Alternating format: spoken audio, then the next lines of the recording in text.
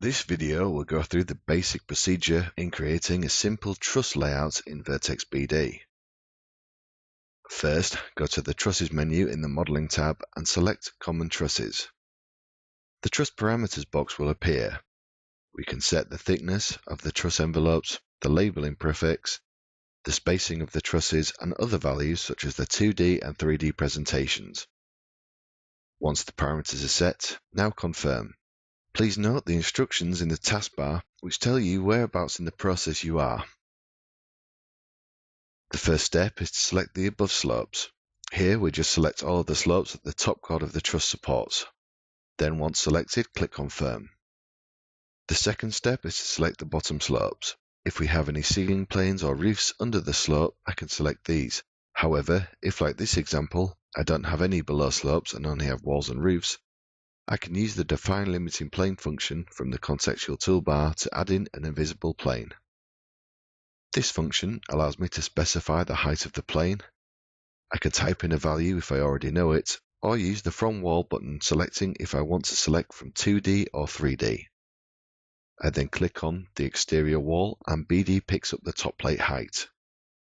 Click OK and then we are ready to define the shape of the limiting plane. As this roof is rectangular, I can just pick two opposite diagonal corners, going from bottom left to top right, and click and confirm. A blue rectangle will appear that shows the shape of my plane. I can then hit confirm to move on to selecting the truss line points. In the contextual toolbar, I have two toggle buttons that control if the very end trusses are moved in flush at the end of the truss line. I also have options for defining the origin point of the trusses, whether this be from the left, from the right, from both ends, and so forth. With my options defined, I can now select the truss line. I will go from the center point on the exterior side of the frame, right across the ridge line to the other side. Once selected, you are automatically brought to the last step, which is selecting the bearing components. Here you can select the walls and beams that the trusses sit on, or you can just confirm to put in the truss envelopes. You can see the envelopes in both 2D and 3D. That concludes the basic method for adding in truss envelopes. However, there are more advanced functions for altering the truss layout for different roof types such as this one. Go back to the Trusses menu, and in the Hip Truss section you can choose from 5 different hip sets. For this example, I will use the terminal hip end option. I select the option. Now I select my truss area, and finally the truss eave. The hip end properties window will come up. Here I can define parameters for the girder plies and the jack truss spacing. After choosing these, I click OK and the layout is automatically changed. With the truss envelope layout done, I can now add the actual truss profiles. It is advisable to do this in the framing model, so press F4 and choose the roof framing modeling pair. To add the profiles, first select the trusses. It is advisable to select different truss types separately.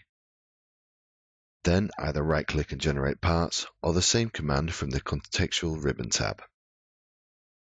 In this window, there are different truss types available in different libraries depending on customization. First, we will deal with the main roof trusses, so double-click Full Truss.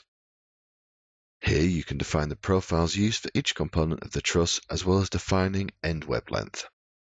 The two Rules tabs allow you to set up various parameters to control how pieces are added into the truss structure, while Spacing allows you to define the node points and web spacing settings, both minimum and maximum allowed values. Once selected, click OK. The program will then show a progress window as it generates the trusses.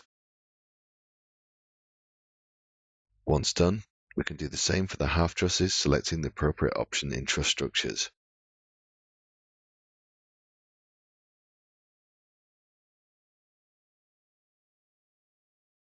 And once again, setting up our parameters. Before clicking OK,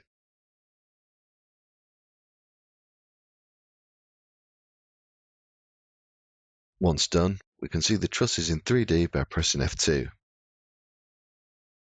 The final step, in order to be able to output these trusses via an NC link, is to create the drawings for them.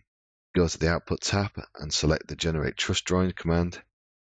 Then select the trusses. Once confirmed, the panel drawing window will open. Here I can select the drawing type I want for the truss panel, and now click OK. The drawings will be generated, and the program will ask me if I want to add a truss schedule. The truss schedule will be added to my cursor that I can place in my 2D roof plan. Please note that identical trusses will be grouped under the same panel number, sharing the same drawing. This concludes our tutorial on trusses. Thank you for watching.